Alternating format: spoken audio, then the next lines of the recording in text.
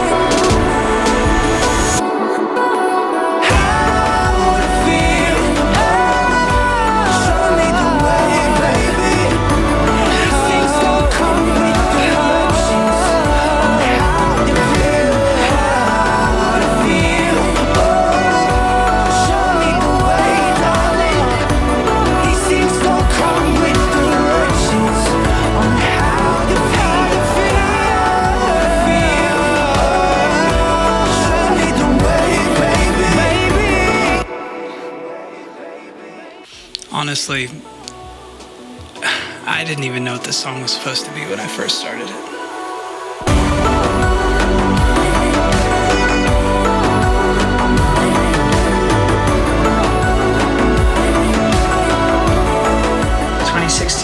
How to feel.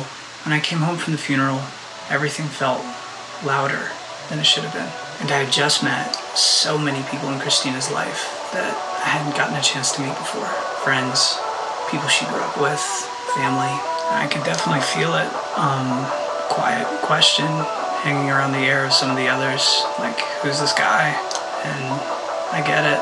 And by the time I'm back home, there's articles everywhere.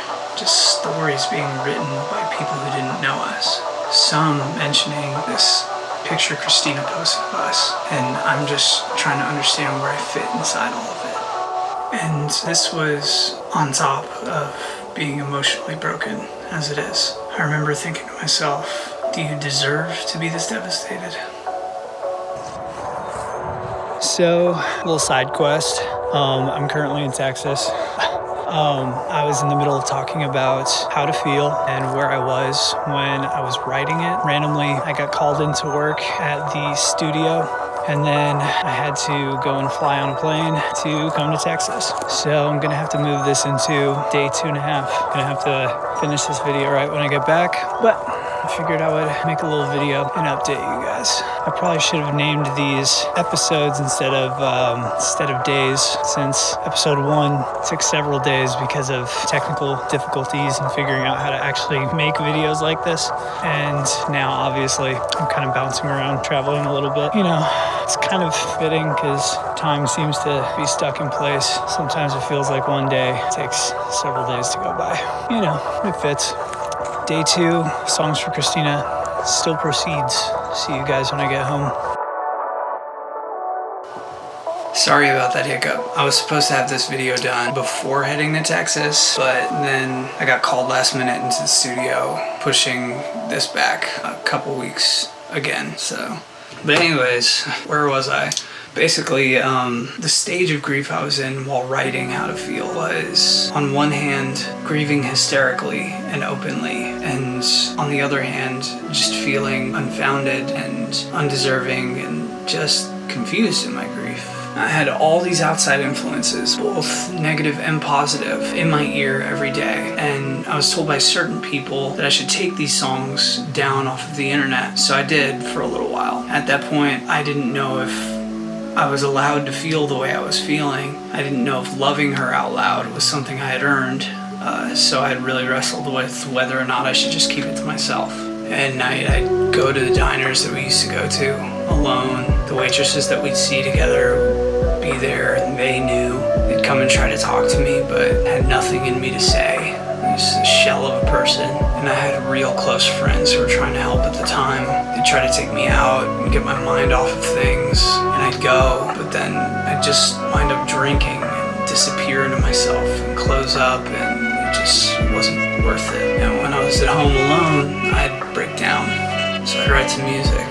Not because I had something to say, but because it's the only place where my brain can go to find some rest. I wasn't trying to write a song. I was just trying to escape for a few minutes. And that's where this song came from. When I had said earlier that I didn't know what this song was supposed to be, I didn't just mean that musically. I didn't know how I was supposed to feel. I didn't know what my place was, didn't know how close I was allowed to stand to my grief or how far back I was supposed to stay from it. I was holding on to something that felt so real to me but might have been invisible to everyone else. I didn't sit down to try to write a song about losing her, but I opened a session because I needed to find a place to put all this noise and confusion. Something to focus on, something that wasn't asking anything of me. Her voice was already there with the music that she had made and the music that we had made together. So in that moment, it felt easier to turn it into motion and rework it and make new music out of her voice than to sit with it along with my thoughts. It's kind of why this song doesn't know where it wants to land. Musically, it's reaching for something lighter, and then lyrically, it pushes itself down. It's kind of where I was. I was not trying to understand this loss yet. I was just trying to make it through the day.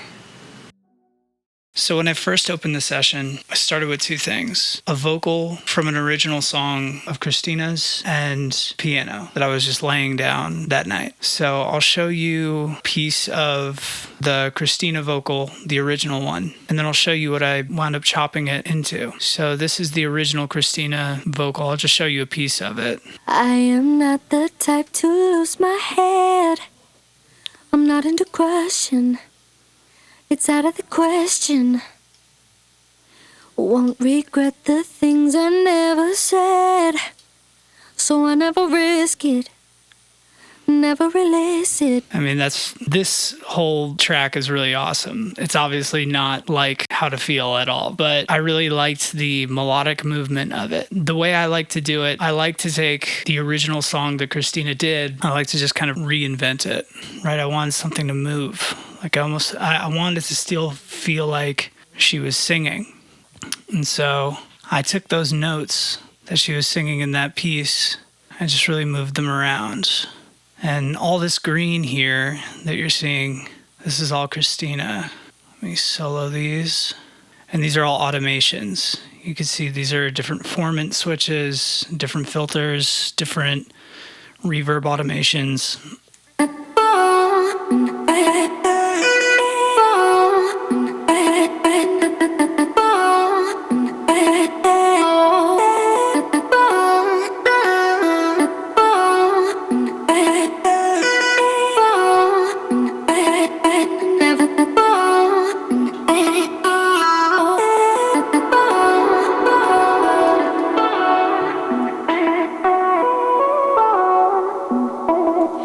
So I have it moving around a lot, but I wanted more motion behind that. Let me find that piano here. I wound up laying this down.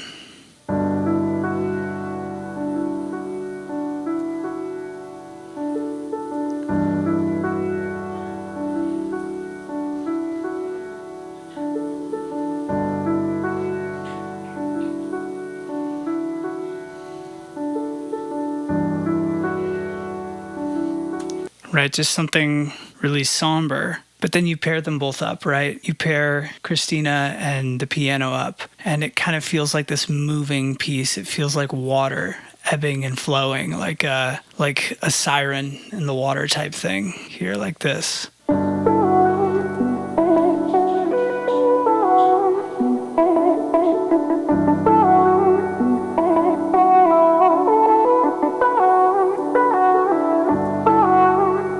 See with that movement and the automation and the filter and the reverb.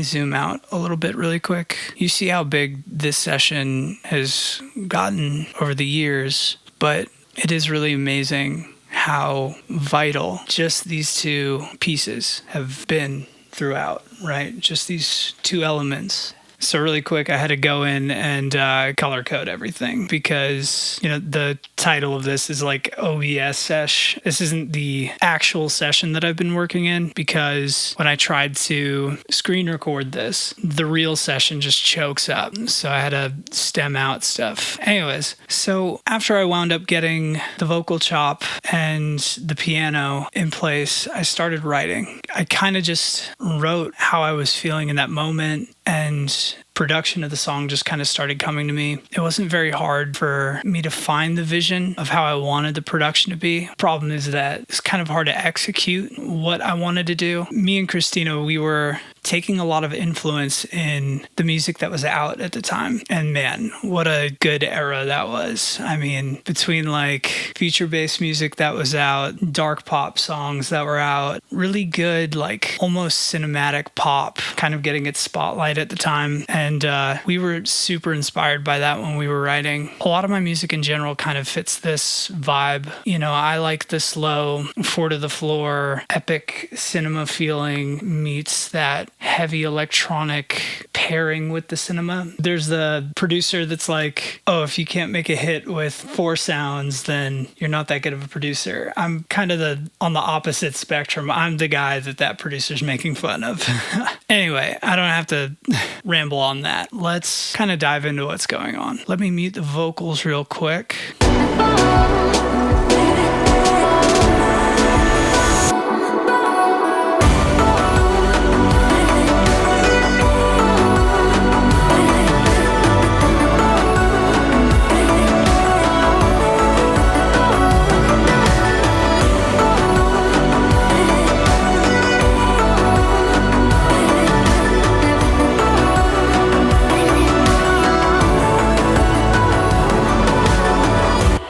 Let's just solo out the drums and check that out for a second.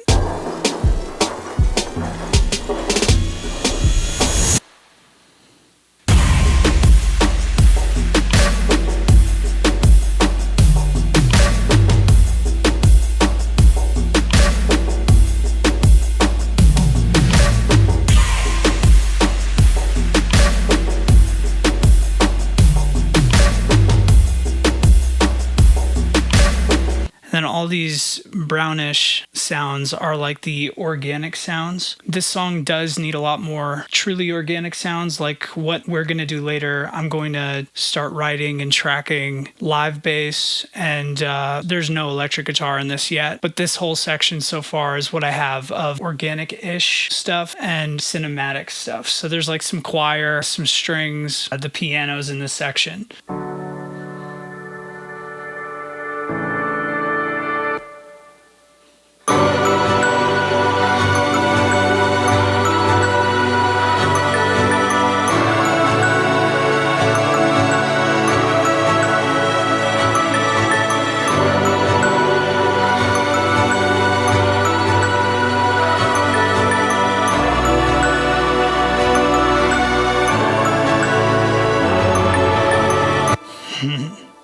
And this section is more like a pluck synth section, like I was talking about earlier with sound design. There's like 9 synths here. They're playing in unison to kind of feel like one big synth. In the main session, I've panned these, I've stereo imaged them, room emulated them to each feel in their own space. The strings in that last part have the similar composition. So, those strings pair up with this part as well.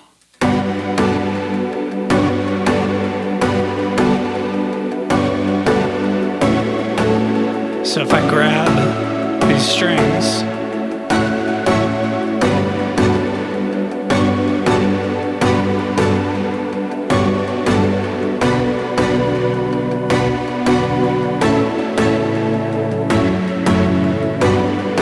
and My goal would be to get some real cello players, some real violin players on this at some point before actually putting this out and get them running that same part. And these dark blue bass tracks, rolling bass tracks, kind of parallel processing these, kind of just sound designing them though. The three of them serve different purposes, but here's how they sound.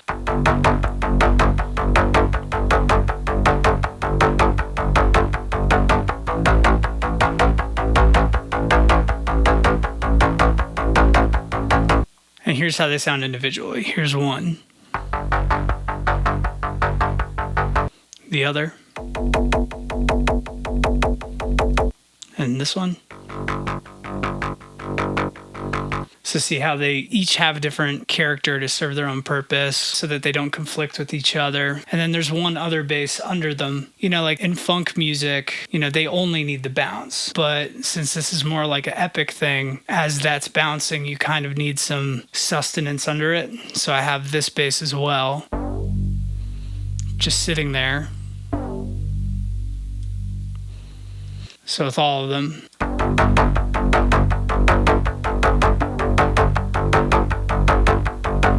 Some lead stuff here, just kind of doing the same thing that the right hand is doing on the piano.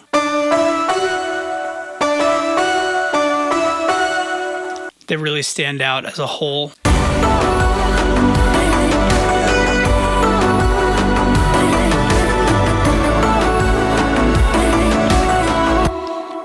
And then throughout the song, you know, I just have different elements, different bells and whistles, like, you know, Christina's vocal chop isn't the only vocal chop in the song. I have another one in the pre-chorus. It goes like this.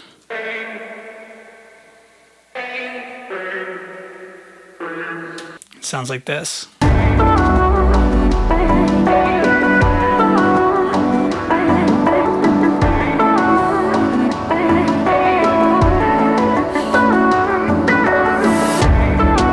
In the verses, like the first verse, I want to keep really intimate. You know, I will have like some soft guitars and stuff in there when I write in a minute here. For now, it's just that piano.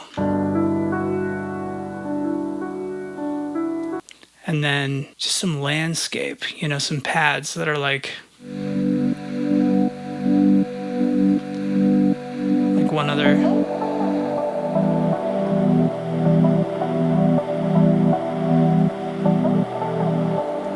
Chill, just literally something you feel, not so much as hear. It just keeps dynamically progressing. There's percussions that keep going throughout the song.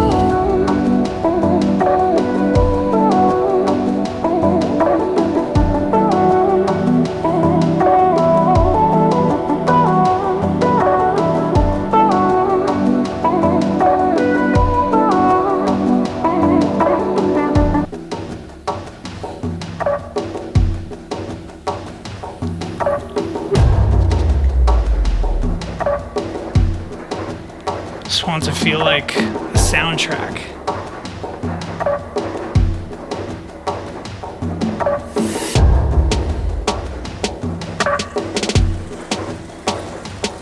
To build.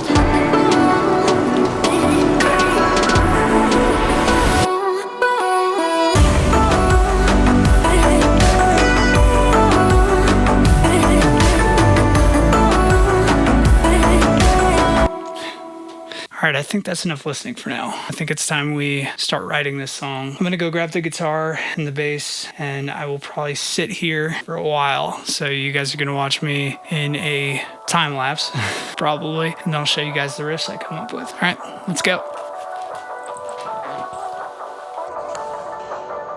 Hey guys.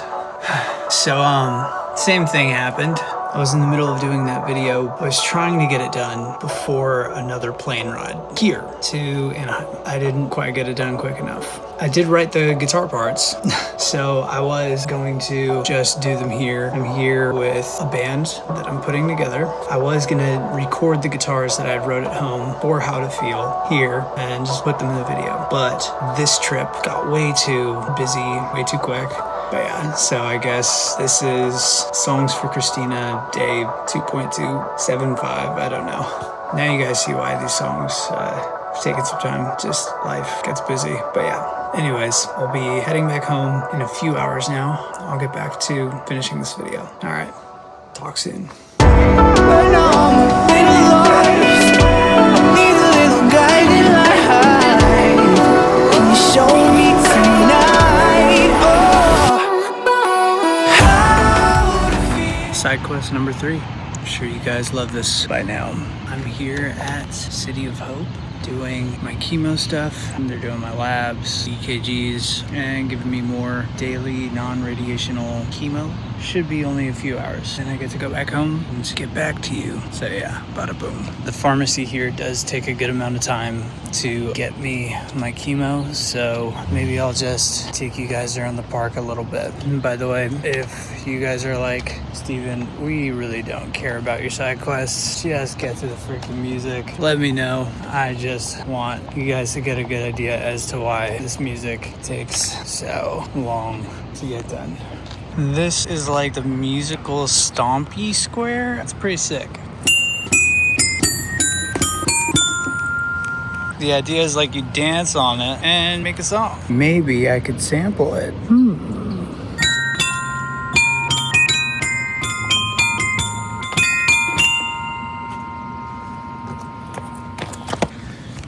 Something like that. I bet I can make that cool. And we're back at the desk after a bit of side questing. Before I jump into the guitars, I wanted to edit that foot bell thing. I just titled it City of Hope in the session, or COH. I got some really good takes. I'll play just the take itself. It sounds like this.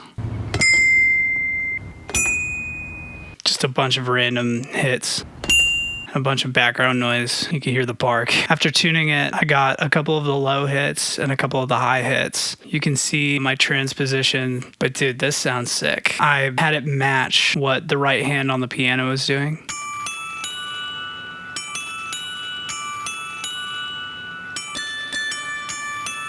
This is the low one by itself.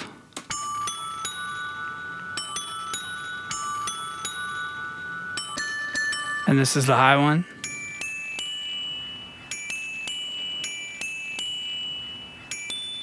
And you could still hear like the atmosphere, like the background noise. Kind of cool, kind of like a white noise. And then here it is like following up into the track.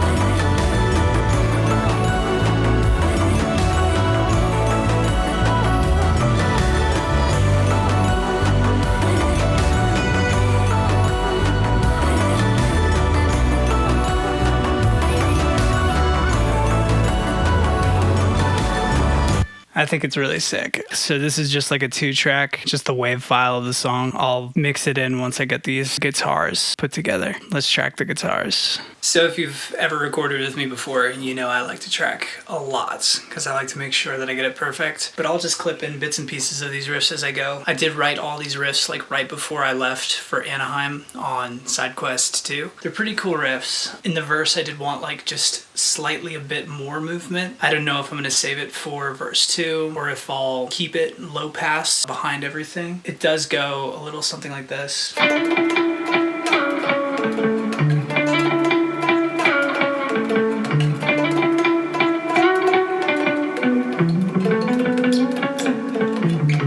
It's kind of like a cool counter melody under everything, kind of gives a little more movement. Anyways, let's start tracking.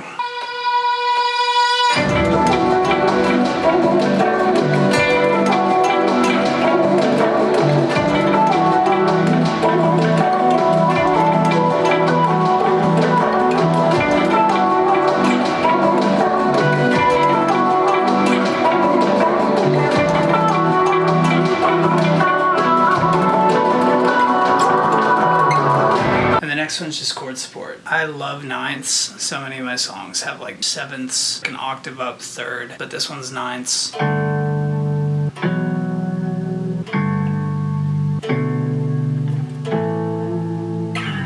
Like that.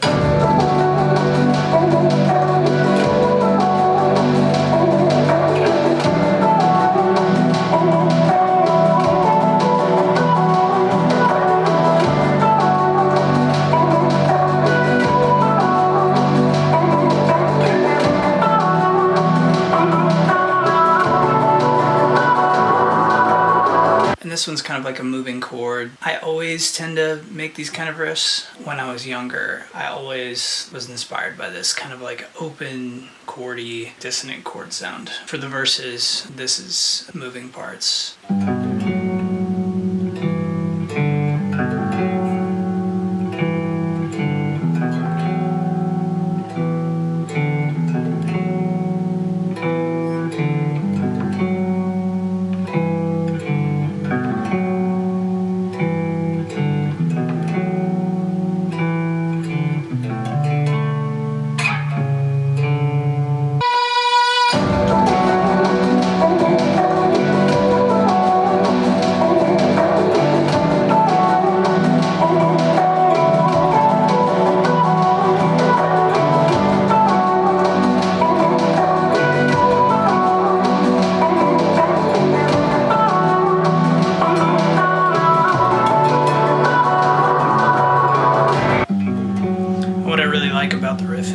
It moves so well with the chord progression, with all the rhythmic parts. You almost don't hear it as much as feel it. That's what I talked about earlier, was wanting moving parts that you almost just feel. You don't really hear as much. And then for the pre-chorus, whipping it back out the pick, kind of a like driving part, more like this.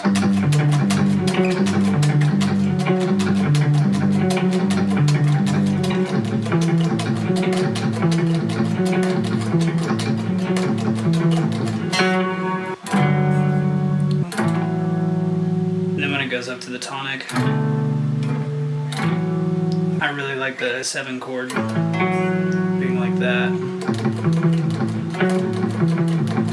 I like dissonance, whether it's like major dissonance or like, it's always given me a good place to put my voice or put my songwriting. It almost feels more like a landscape than like a regular chord does. All right.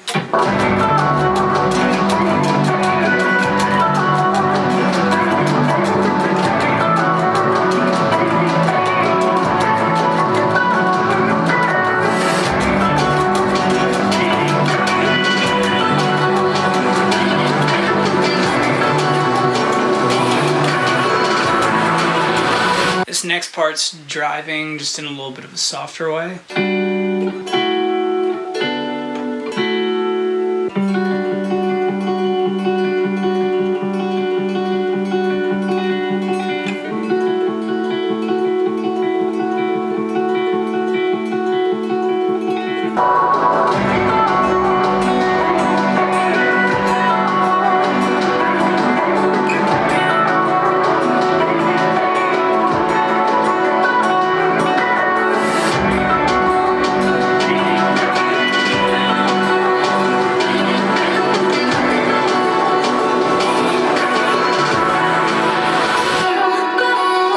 Since the chorus has so much going on, I think I'm just gonna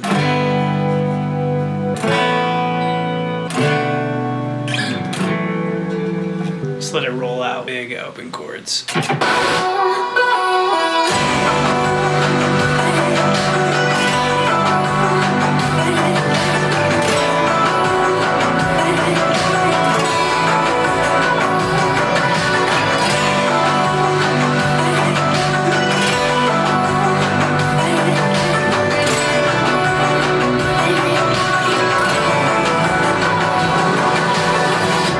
Let's move to the bass guitar.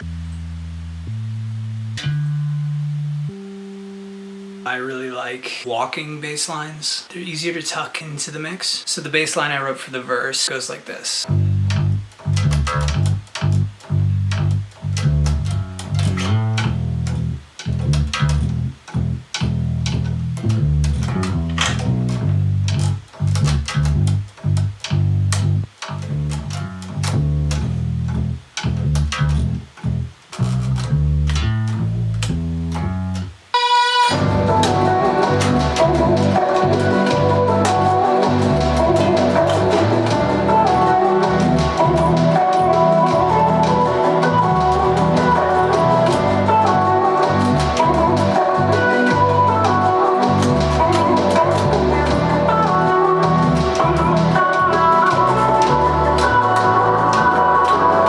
next part, I think we're gonna do the same notes as the guitar while it was doing the down picking part. I think we're probably gonna do it in halftime. Something like...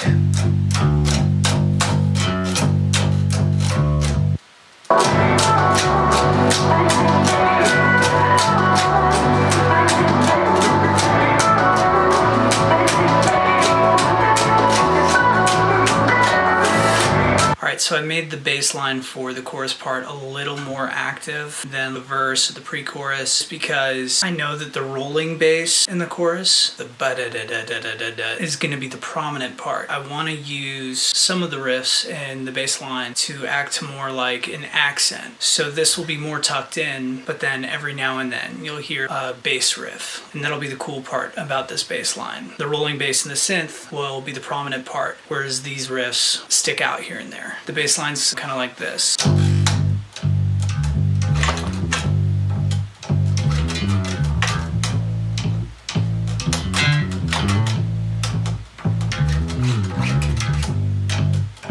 I'll probably write like a secondary part to that as well. But yeah, that's like the main moving point of the chorus.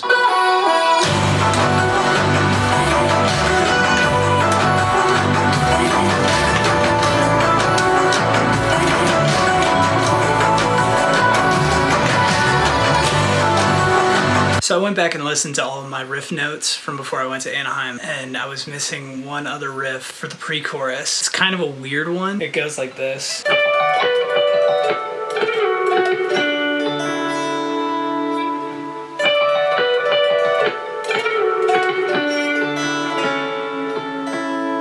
It's a pretty one. It's just like, it sits in an interesting place. The angle of the guitar where to really hit it comfortably.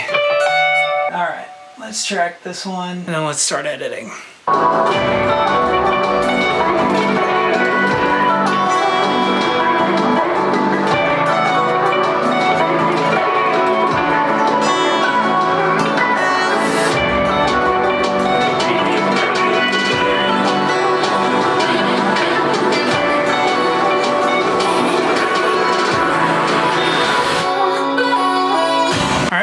It's time to edit all these guitars. Alright, so I spent quite a bit of time editing through all the guitars that I got. I also added some guitars. I wound up doing a octave playthrough of the vocal melody in the verses, except I didn't finish the second verse. I gotta do that. I figured I'd just get to it and show you guys, because this was starting to take a while. As you could probably see, I got into quite a bit of automation. Anything that's not a wave file is like automation. I started to have a little bit of fun. These waves here are like bounces of some of the reverb impulses from some of the tracks, and then I took those guitar impulses and I like reversed them, messed with them and stuff like that. I'll just show you. I'll show you what I got so far.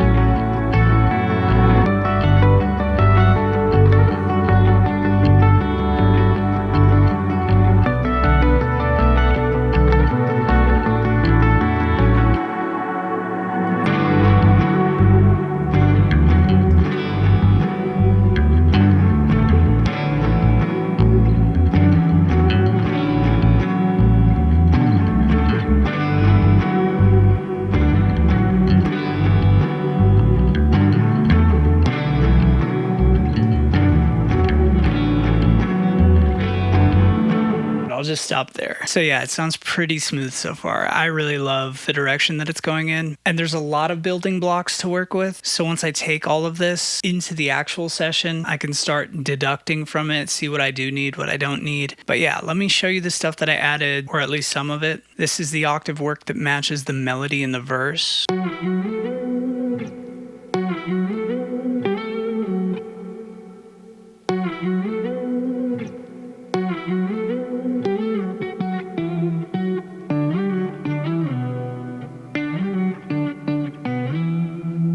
I think it sounds really clean with the vocal. Let me pull the vocal up as well. Also remember, this is just the wave file of the track, so I have it lowered in volume compared to all these guitars just so I could hear the guitar reference. Why'd you go away? Why'd you go away, darling? Wandering LA, searching for your face. Oh, it's bad, baby. Not in a good place. Still waiting to be shaken away. No walking away from all of the plans that we made in life. And here are those baked guitar impulses that I wound up editing.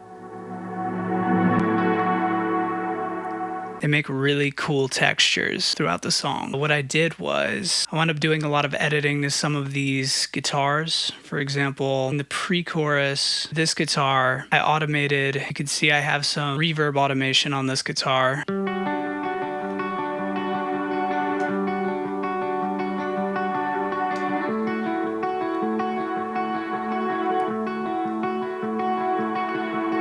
Like that. But at the very end of this part, I have it just wash out.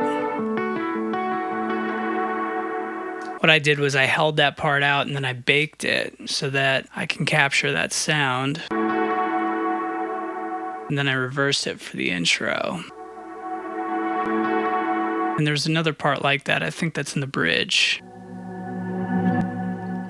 Oh, and speaking of the bridge, I did write an entirely new part for the bridge. I can't deny it. I can't accept it. Running on anger, drowning in depression. Nothing to bargain. How can this be dealt with? I can't accept it. I can't accept it.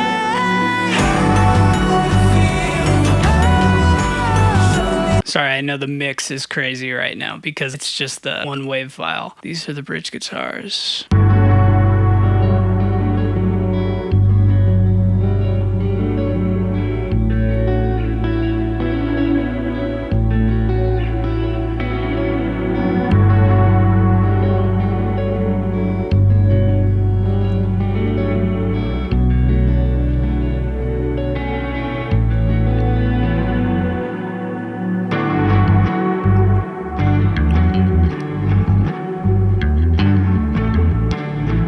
One really cool thing that I did for bass. If you remember, I had said that I wanted the moving bass, that do in the actual track to be the prominent bass, but I wanted the walking bass to really just have accents. What I'm doing to kind of help that is I'm using Reason's sidechain tool and I'm automating the ducking amount. You can see it here.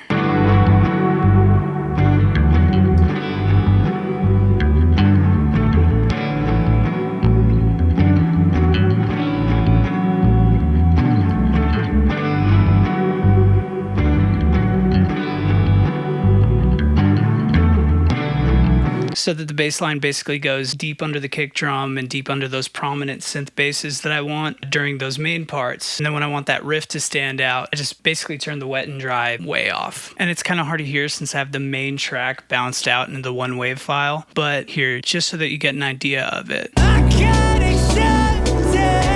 I can't accept it.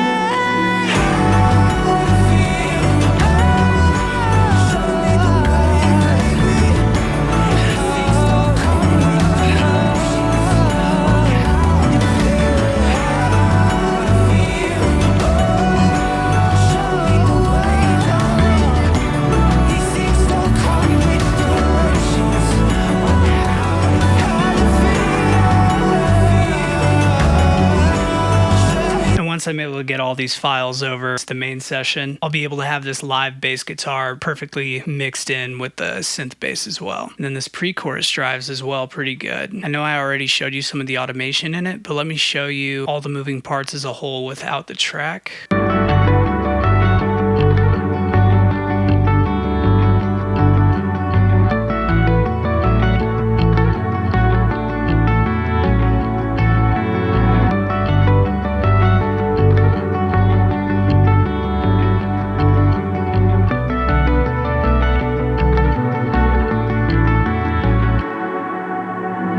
It's really nice. Once I can work some sidechain into that, I already have a lot of the sidechain going on the bass line. I have some sidechain going on this guitar part as the reverb automates through it.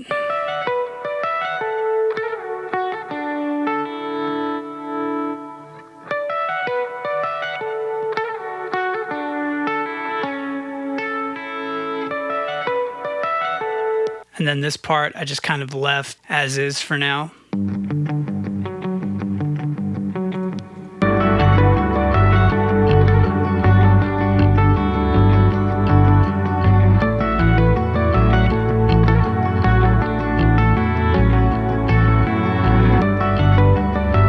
Just feels nice, and I really did love how these held out chords wound up.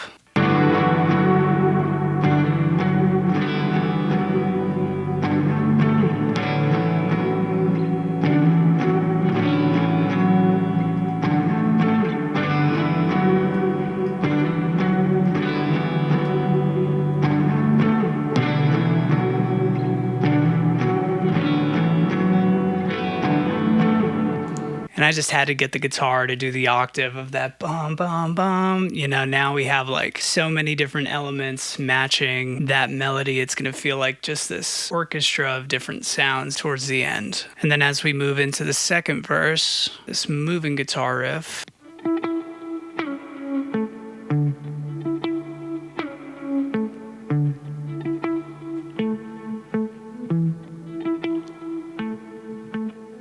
I have him in the first verse as well. He's just a lot more tame.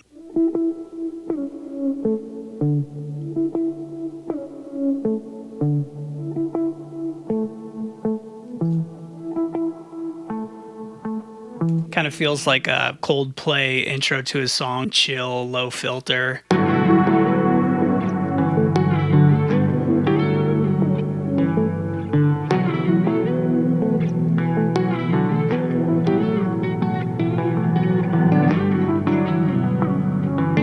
And then by the time it comes into the second verse,